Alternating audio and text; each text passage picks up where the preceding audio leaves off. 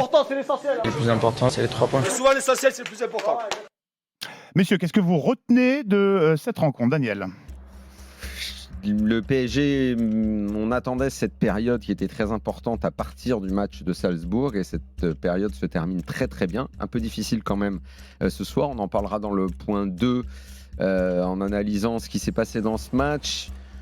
Et je crois qu'au final, le PSG a moins dominé ce match que les matchs récents. Et j'hésite à le mettre dans le point 2 parce que c'est tellement récurrent et comme je dois être à peu près le seul à ne pas comprendre, ben je vais quand même me reposer la question du pourquoi on joue sans neuf et pourquoi Ramos démarre sur le banc. Écoute, comme je suis le seul con qui ne comprend pas, vous m'aiderez à comprendre. Ah, écoute, j'ai souligné pendant la rencontre que moi non plus, je ne comprenais pas a priori. Le point 3, ça veut dire que t'es dans la bande de cons avec moi ? Moi, je comprends rien au football. Je suis persuadé qu'avec un avant-centre, on marque plus de buts. Mais bienvenue dans la bande de cons. Alors enchanté. Voilà. Et le point 3, il s'est passé plein de choses aujourd'hui. La très belle victoire de l'OM, qui est pareil. Hein, on avait l'OM de la même façon qu'on attendait le PSG sur cette période-là, on va dire décembre. L'OM, c'était pareil. Et l'OM a parfaitement négocié cette période aussi. Victoire 4-0 dans l'après-midi sur la pelouse de l'AS Pantin de Saint-Étienne. Oui. Là, on peut vraiment parler d'une équipe de Pantin maintenant. C'est pas dingo ce qui se passe du côté des Verts. On en parlera dans la deuxième partie de l'émission. En point numéro 1, spontanément, je vais mettre la qualification in extremis du PSG. Oui, ça a été un match compliqué. Tu te qualifies au tir au but. On a vu un PSG qui a même été mené, mais malgré ça, tu te qualifies et ça ponctue une séquence qui est quand même très importante pour le PSG, aussi bien en Ligue des Champions, en Ligue 1, mais également en Coupe de France. Point numéro 2, on est quand même obligé de l'évoquer, l'inefficacité offensive du PSG, avec notamment sa ligne de 3 composée de Désiré Doué, Lee Kang-in et enfin Ousmane Dembélé. Et enfin en 3, et pour moi c'est un point qui est très important, c'est l'Olympique de Marseille et la démonstration du côté de Geoffroy Guichard. Oui, ils étaient à 11 contre 10, pour autant ils ont été très sérieux et compétitifs. Avec un Roberto De Zerbi qui avait pris cette rencontre au sérieux, il avait mis la grosse équipe. Oui, mais là c'est je vais dire c'est normal. Marseille a un match par semaine. Eux, ils peuvent dérouler tout le temps de la même façon. Ils n'ont pas, on va dire, de réelle gestion d'effectifs à effectuer. En revanche, le PSG, avec un entraîneur qui théorise énormément, à peu près sur tout, et notamment sur le turnover, j'ai été un petit peu étonné parce qu'au final, on s'aperçoit quand même que ce monsieur qui explique que lui, ce qu'il veut, c'est que les titulaires ne sachent pas, enfin, plutôt que les joueurs ne sachent pas qui va jouer 48 heures ou même 24 heures, voire 2 heures avant le coup de sifflet initial du match, qui veut que tout le monde soit concerné, que tout le monde tourne et tout. Honnêtement, aujourd'hui, les seules questions qu'on se pose quand ça va démarrer, parce que maintenant, je crois que fin novembre, on s'est remis à espérer qu'il y ait peut-être un 9. Mais bon, on a compris que c'était mort. Donc, en fait, le seul suspense, c'est Ruiz ou Zahir Emery. Enfin, au milieu, quoi. Là, il y a un petit suspense. Et l'autre suspense, c'est qui est en train de s'introduire maintenant, c'est que Doué est en train de prendre la place de Barcola. J'ai quand même été assez surpris de voir Barcola remplaçant. Je pensais qu'il allait continuer, qu'il allait enchaîner. Il a perdu sa place de titulaire, Barcola. Perdu sa place, je sais pas, parce qu'en fait, il y a des déclarations contradictoires de Luis Enrique. Il a été encensé par Luis Enrique cette semaine. C'est-à-dire qu'hier, il dit vous pensez que c'était Maradona, il le défend. Et moi, je m'attends à ce qu'il se parle de cette phrase. Moi, j'avais prévu d'en parler plus tard. Okay. Alors, puisque tu me fais une sorte de passe décisive, là, bien sûr, la passe. Pardon, mais récemment ici, j'ai dit tout le monde encensait Barcola et tout. Moi, je pense que tous ces gens-là lui ont fait beaucoup plus de mal que moi avec mon petit surnom qui n'existe plus, parce que j'ai annoncé officiellement la fin du surnom. Et on m'a dit non, il y avait que toi qui disais ça, machin. Luis Enrique en conf. Clairement, il a fait l'allusion. Il a dit, oui, vous étiez tous en train de dire que c'était limite Maradona, donc il va encore plus loin que moi. Moi, j'ai juste dit ce qui est vrai, c'était dans un article, en gros, qu'il allait remplacer Mbappé, qu'il était là pour remplacer Mbappé. Donc finalement, on n'exagérait pas. Et effectivement, il vit une période qui est très compliquée, où même son entrée encore ce soir n'est pas bonne. Peut-être qu'un petit peu en sur-régime, comme on dit, en début de saison. Là, il a beaucoup marqué. Il n'a pas marqué depuis Angers. Oui. Tu vois qu'il y a Désiré Doué qui commence à prendre un peu plus d'importance. Il y a une dynamique inverse. Bah oui, c'est l'histoire d'une saison, à savoir qu'il y a des hauts et il y a des bas pour les joueurs. Alors, pour revenir plus généralement sur cette qualification, Daniel, tu nous disais, premier point, ça conclut une séquence que le PSG aura finalement bien négociée. La séquence est bonne parce que ce qui a précédé cette séquence, à savoir les 2 matchs nuls, qui étaient d'ailleurs en décembre, parce que le match d'Auxerre, il doit être tout début décembre. Exactement, Vers ouais. le 5 ou le 6 Ouais. décembre, un truc comme ça. Match d'avant Nantes, bon, il y avait eu. Je trouve que novembre avait pas été dingue. Et derrière, il y a eu encore. Il y a eu les 2 rendez-vous contre 2 gros. Il y a eu Salzbourg. Ok, c'était un match facile, mais il était quand même très important de le gagner. Et tu termines à Lens, juste avant les vacances. Lens, c'est jamais un endroit où les équipes se baladent quand même. Tu vois, Bollard, tu sais qu'au minimum, tu vas prendre un peu une pression. Et là, la période, elle est bonne. Et non seulement elle est bonne en termes de résultats, mais je trouve, ce soir, il y a des choses à redire. Mais en termes de jeu, c'est beaucoup mieux qu'en novembre, et même que fin octobre, où il y avait des matchs où ça ronronnait et tout. Ce soir, c'est pas dingue, mais c'est quand même mieux que ce qu'on avait vu à l'époque d'Auxerre ou de Nantes. Moi, cette semaine, j'ai quand même envie. C'était un peu là-dessus. Job is done, quoi. Oui, j'ai quand même envie de mettre en avant cette semaine, parce que tu es sur 2 déplacements en extérieur, mine de rien. La force de réaction, parce que tu es mené à Monaco plutôt de manière injuste. Tu es mené face à Lens sur un coup de pied arrêté. Et pour autant, le PSG, à chaque fois, réagit. C'est-à-dire que le PSG, même dans cette capacité à être challengé, est capable justement d'afficher cette forme de compétitivité, d'être rebelle. Et ça, c'est un point qui est très important. Il n'y a qu'à voir le but, c'est la détermination de Nuno Mendes qui a abouti à ce très bon but de Gonzalo Ramos.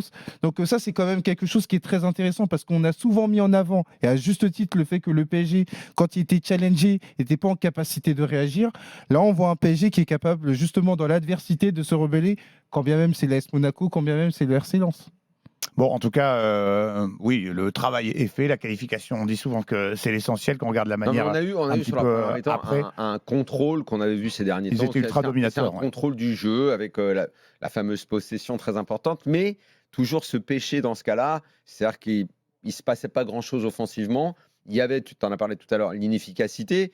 Bon, le fait qu'il n'y ait pas de neuf, évidemment, c'est-à-dire qu'on s'est retrouvé avec Dembélé, qui souvent était dans cette position-là. Moi, je ne vois pas à quel moment Dembélé, dans cette position-là, a déjà été bon. Alors, peut-être des gens qui vont me retrouver le match ou le moment. Il y en a qui te mettront en avant Lyon sur la première période où il est décisif. Non, mais ok. Les alors, si c'est un exemple, ok. Real Sociedad l'année dernière, mais il est plus dans le rôle de 10. Ouais. C'est ça, quand il décroche, il peut être intéressant, mais face au but, il y a quand même des lacunes. Quoi qu'il en soit, est-ce qu'il est vraiment mieux à cet endroit-là qu'à droite? À un moment donné, ça a même switché, parce que Lee Kangin est repassé à l'intérieur, Dembélé est passé à droite. Il a changé. Non, mais. Et alors, ok, on va dire, ça a pu lui arriver d'être bien et tout. Qui se dit, quand on voit la compo, donc où il y avait Doué, Dembélé, Lee, enfin, plutôt, qui ne se dit pas, mais ce serait pas mieux si Dembélé était à droite, Doué à gauche et Ramos en 9? À peu près tout le monde se dit ça. Si après, tu prends une claque monstrueuse face au déroulé des événements, où tu te dis, waouh, ça joue tellement bien, c'est tellement dingue, ils écrasent l'adversaire. Ok, tu dis, ok, je prends mon 9, vas-y, je le mets dans la poche, je mets sur le banc, vas-y, Ramos, bouge plus, nous fais pas chier, là, s'il te plaît. Ne nous demande même pas à jouer, tu vas même au vestiaire, on ne va plus voir ta tronche de 9, là, parce qu'on ne peut plus te voir. Mais c'est pas ce qu'on voit. On ne voit pas une équipe de ouf, quand même, à ce moment-là. C'est pas comme si on voyait des occasions dans tous les sens et tout. Donc, on se dit tous, bah, écoute, ok, Doué, parce qu'il est meilleur que Barcola en ce moment. Et de toute façon, dans l'absolu, il est meilleur que Barcola. Ramos, Dembélé, eh ben non, on l'a pas. On n'a pas ça, donc t'attends, et puis ça vient plus tard dans le match, et ça vient au moment où t'es mené 1-0, et que l'autre, il rentre, il y a un ballon qui traîne, parce que lui, il met la pression. Parce que lui, il met la pression sur Danso, sur tout le monde et tout, et il récupère. Parce que le but qu'il met, mine de rien. C'est un super but. C'est un vrai but. Super but. La frappe en pivot comme ça, il a le GPS dans sa tête. Voilà, écoute. Sans aucune hésitation, il s'est situé par rapport au but. Mais moi, j'étais quand même surpris, parce qu'on connaît la réalité défensive de Lens, il faut quand même le préciser. Meilleure défense de Liga, ex-aequo avec le PSG, défense à 3, donc tu sais très bien qu'il y aura très peu d'espace. On a vu Luis Enrique qui a tenté d'avoir Ousmane Dembélé en tant qu'avant-centre, rapprocher Fabien Ruiz de lui de manière à pouvoir attaquer les espaces, mais ça n'a pas marché. Si bien qu'il y a eu à un moment donné Lee Kangin qui est repassé dans l'axe. Donc moi, je m'attendais vraiment, par rapport à la dynamique récente, de voir Gonzalo Ramos, parce que quand il est décisif face à Lyon, face à Monaco, je me dis qu'il va le valoriser et le mettre d'entrée. En fait, il le voit. Puis alors, ça commence à se voir, en effet. Mais je vais te dire, mais lui, dans ces cas-là, il pourrait très bien te dire, Luis Enrique, écoutez, excusez-moi, mais quand il rentre, il marque. Qu'est-ce que vous voulez de plus? De la même manière, mon choix est bon. Même si c'était pas son meilleur match, oui. C'est mon joker. Et contre Salzbourg aussi, il marque en étant titulaire. Bon, même si c'était pas son meilleur match. Écoute, voilà, je pense que la chose est entendue. Parce que je signale quand même que quand la période n'était pas bonne et qu'il n'était pas là, tout le monde au club disait ouais, il est blessé, mais quand il va revenir, Ça va changer.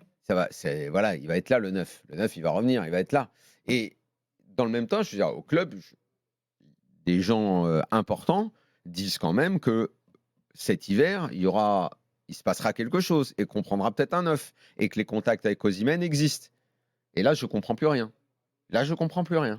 D'autant que, sans vouloir je comprends pas. caricaturer le fameux, les principes d'un Luis Enrique, on peut imaginer qu'il aime des mecs qui en neuf savent jouer avec les autres. On voit que Ramos, il est capable de redonner la balle à ses copains, de combiner, c'est un mec intelligent.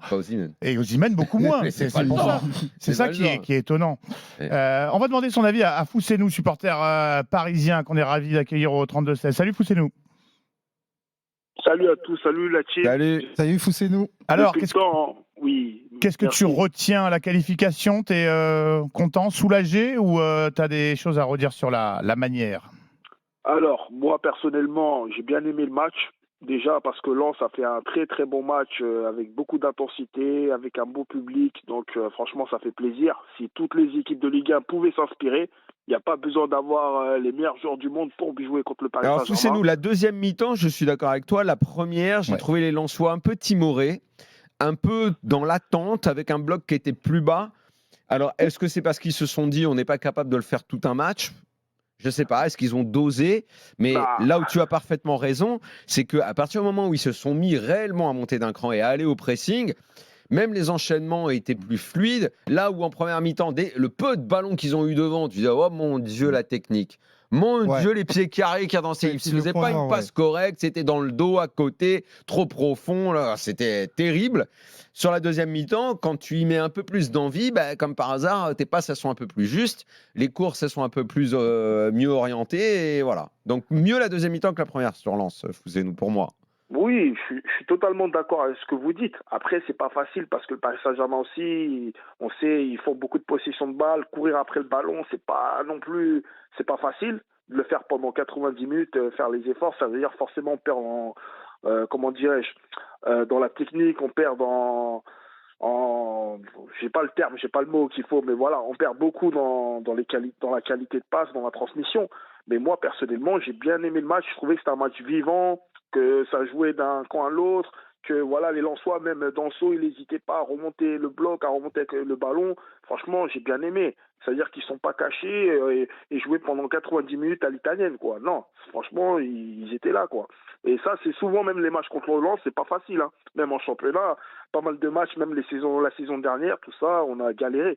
Mais moi, personnellement, ce que je retiens, c'est que beaucoup ont critiqué Luis Enrique. Bon, Daniel, c'est pas que pour toi, mais c'est pour pas mal de personnes. Moi, personnellement, je vais rentrer direct dans le vif du sujet. Je suis pas un grand fan de Luis Enrique parce que je supporte aussi le Barça. Je suis pas un grand fan c'est-à-dire du jeu qu'il propose parfois, c'est-à-dire qu'on s'ennuie. C'est vrai qu'il y a trop de possession, ça centre pas assez. Quand il faut frapper à 25 mètres, j'ai l'impression que les joueurs ils sont bridés. Mais en revanche, les résultats sont là, même si en Coupe d'Europe, c'est plus compliqué. Mais il ne faut pas oublier que le projet, pour moi, a commencé cette saison. Je ne parle pas de l'année dernière, depuis qu'on a... parce que c'est pas lui qui était là l'année dernière. Non, mais l'année dernière, il n'était pas là l'année dernière. Donc. Non. Ah bon, pourquoi? Qu'est-ce qui a changé en fait? Parce que cette année, pour la première fois, depuis QSI est là, on n'a plus de stars. Il y a pas de stars internationales. Je ne comprends pas ce raisonnement en fait. J'entends ce raisonnement sans arrêt, cette réflexion, mais ça change quoi en fait? Est-ce que le problème du PSG, c'était d'avoir des mecs connus? C'est pas avec des mecs connus que tu as fait finale et demi-finale de Coupe d'Europe? C'est quoi le problème en fait? C'est quoi? En quoi c'est mieux le football sans mecs connus? C'est quoi? En quoi c'est mieux en fait? Je vais te répondre. Moi, je suis pas contre une star qui a pas de star au Paris Saint-Germain. Je suis pas contre. Je dis simplement que Luis Enrique, il faut le laisser bosser, même si je suis pas d'accord avec ses idées. Moi, franchement, la seule chose que j'aime chez lui, c'est qu'il a apporté de la rigueur, il a apporté du respect dans le vestiaire, c'est-à-dire pourquoi il y en avait il n'y en avait pas. Non. Daniel, tu sais très bien qu'avant. Mais est-ce que ça t'empêchait d'avoir les mêmes résultats, exactement les mêmes? Tu regardes les 10 dernières saisons, le PSG a autant de points qu'il y avait avant. Et le PSG était premier du championnat comme avant. Le PSG gagne les matchs comme avant. Sauf que le PSG était déjà qualifié à ce stade pour la suite de la compétition en Coupe d'Europe et pas cette année. Et il était là l'année dernière. Qu'est-ce qui a changé par rapport à l'année dernière? Mais attends, ce narratif médiatique est absolument insupportable parce qu'il est faux. C'est archi faux. C'est quoi l'idée? Pas de stars, des stars et tout. Mais ça, en fait, c'est quoi l'avantage? C'est quoi l'avantage? S'il est si fort que ça, tu mets 2 stars dans l'équipe et il sait les gérer. Le problème du PSG, c'était pas d'avoir des stars, c'est de mal les gérer. Il n'y a pas de problème. Je suis d'accord avec toi sur ce point-là. D'accord, sur ce point-là, je suis d'accord avec toi. En 2020, tu es finale, il y a Mbappé, Neymar, et c'était quoi après? Tu avais Herrera au milieu, après tu as eu des mecs comme Bakker, Danilo, c'est des stars ça? C'est des stars ces mecs-là? Non mais moi je parle des stars devant. J'ai jamais dit au milieu de terrain, on n'a jamais pris de stars. Mais le seul moment où ça n'a pas marché, c'est quand Messi est arrivé, parce que ça c'était une erreur, et quand tu as essayé de faire jouer les 3 ensemble, ça a été la période catastrophique. C'était pas toi, mais des collègues ils se sont moqués de moi quand j'ai dit qu'il fallait pas prendre Messi. Mais ça c'est un autre débat. Mais pour revenir évidemment qu'il fallait pas le prendre. Donc Fousseynou, si tu as eu d'abord une première bonne réflexion, parce que tu avais une bonne réflexion, bien sûr qu'il fallait pas prendre Messi, mais tous les gens intelligents le savaient ça. Mais pourquoi aujourd'hui, là, tu as eu une bonne réflexion, pourquoi aujourd'hui, tu en as une mauvaise en disant c'est mieux sans star? Non, on s'en fout en fait. Le problème star, pas star, on s'en fout. Quand t'en as, tu les gères et puis c'est tout. Daniel, s'il te plaît, laisse-moi juste argumenter. Rapidement, je n'ai jamais dit qu'il fallait pas de star au Paris Saint-Germain. Je dis simplement que là, Luis Enrique, ce qu'il apporte dans le vestiaire, alors que les autres coachs qui sont passés, comme Christophe Galtier, qui est un bon coach, mais il n'a pas su gérer les stars comme il fallait. Mais non, mais Galtier, on est bien d'accord. Galtier, c'est un invité surprise. Il ne faut pas le comparer. On ne va pas comparer tout et n'importe quoi. Galtier, il est resté qu'1 an. Il est arrivé sur un malentendu parce qu'ils n'ont pas su faire Zidane à ce moment-là. Il est arrivé au dernier moment. Campos, il l'a appelé. Et l'autre, il croyait même pas. Mais ce que je veux dire par là, Daniel, s'il te plaît, parce que ça fait longtemps que je ne suis pas passé à l'after, franchement, ça fait plaisir. Juste, je vais argumenter sur ça. Parce que ça fait super longtemps, ça me fait plaisir d'échanger, même si on n'est pas tout le temps d'accord. PSG qui poursuit sa route, qualifié pour les 16e de finale. Il affrontera le FC Espali Saint-Marcel qui a gagné au loto, un cadeau de Noël avant l'heure pour cette équipe de nationale. On a vu les réactions qui étaient vraiment belles. Hein. On a eu l'entraîneur Lionel Vaillant tout à l'heure, juste avant la rencontre, et qui nous disait que pour toute une petite ville, pour des joueurs, leur entourage... c'est quand même toujours un grand événement et une belle émotion. Ils ont suivi ce tirage au sort tous ensemble. Je remercie Fousseynou d'avoir fait le 32-16. Désolé, le débat avec Daniel se poursuivra une autre fois. Fousseynou, on a bien compris que, en tout cas, les arguments de Luis Enrique ont fait mouche chez Fousseynou parce que lui, il est convaincu que la saison n'est pas terminée, c'est à la fin. Non, mais ça, qui a dit le contraire? C'est même maintenant qu'elle commence, on peut dire. Hein. Daniel, tu as dit que c'était le pire entraîneur de l'RQSI, mais la saison n'est même pas terminée. Comment tu peux juger encore? S'il gagne la Champions League par défaut à la fin de la saison, qu'est-ce que tu vas dire?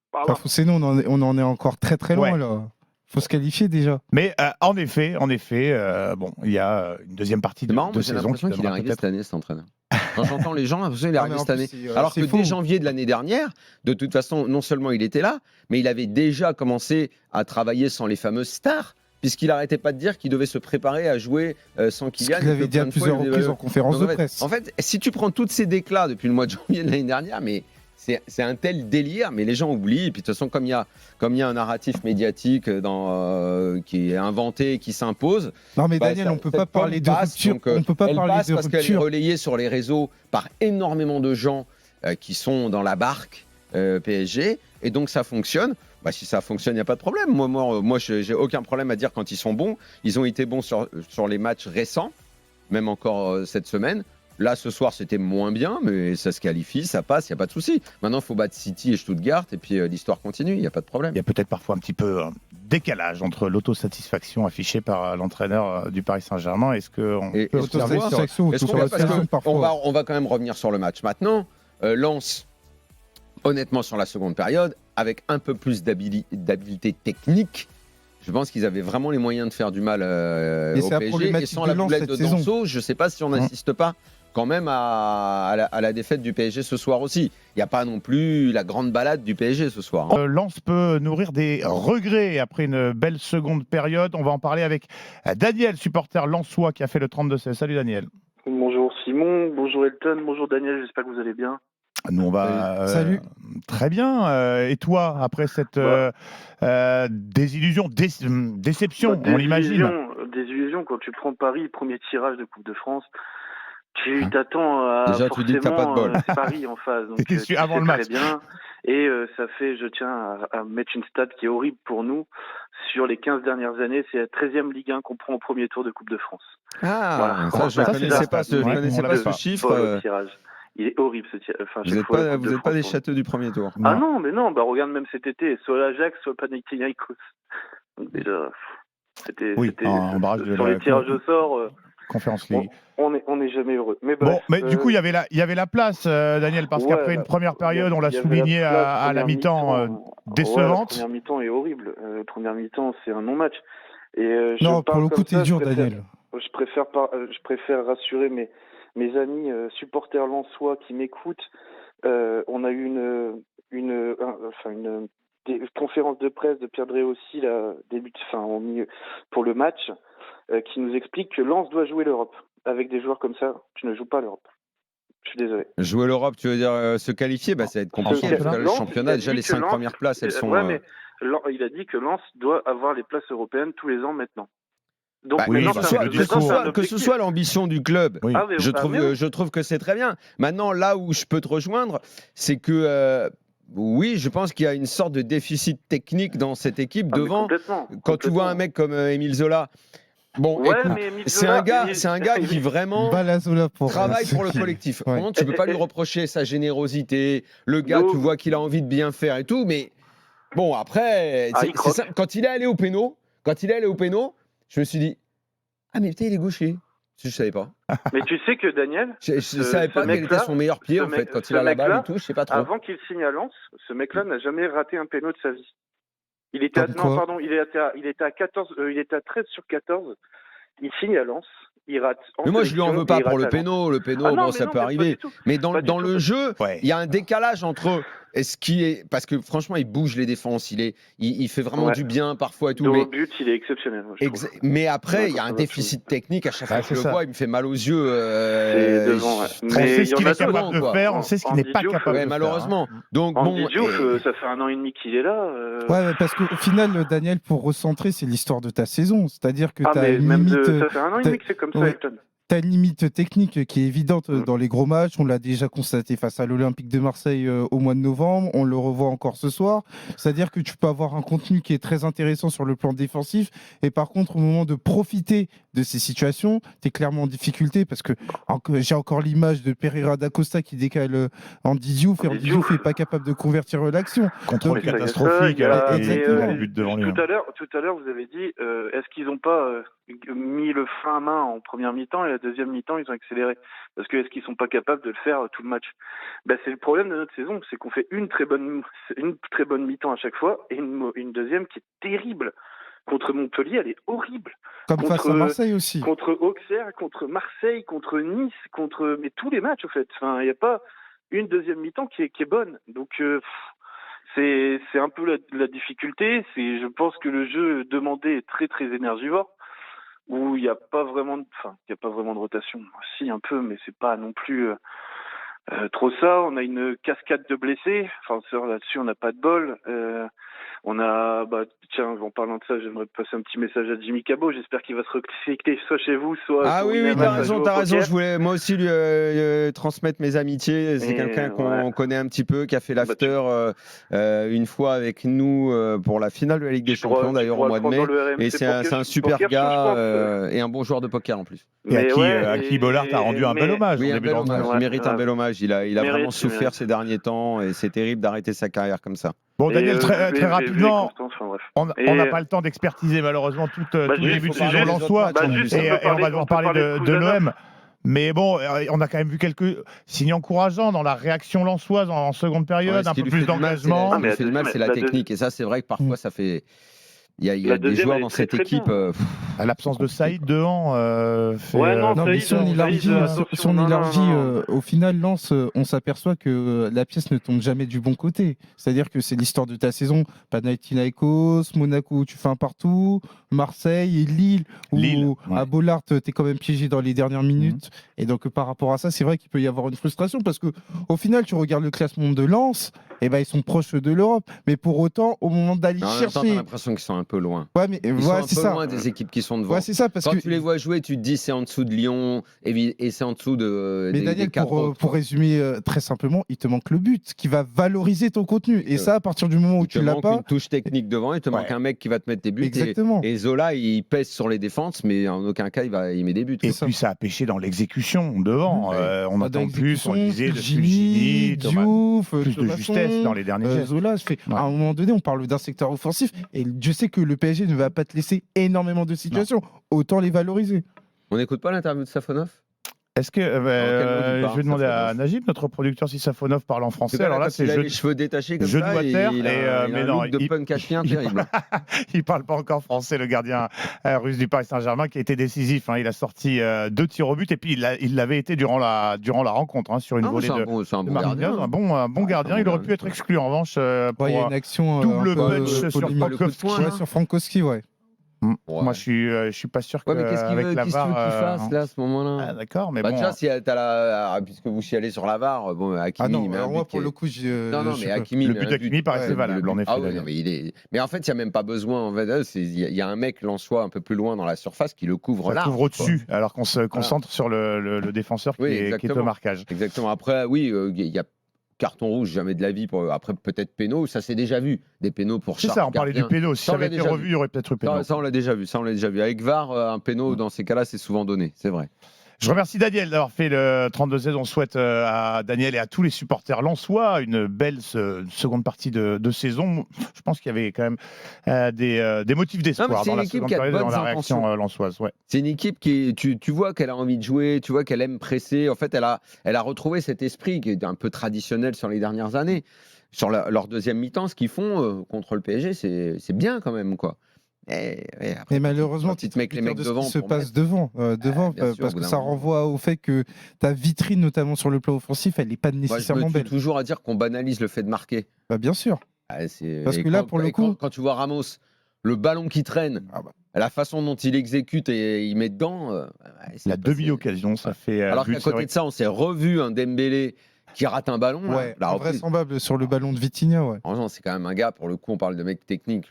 Lui, il en a de la technique, mais ça lui arrive quand même très souvent, ce genre de choses. Il fait des gestes qui sont vraiment bizarres parfois, c'est incompréhensible. Alors qu'il regarde le ballon, il le Il voit regarde le arriver, ballon. il La se reprise, concentre, c'est pour ça. un mec de ce niveau, elle n'est Ah pas ouais. super dure à mettre, cette reprise.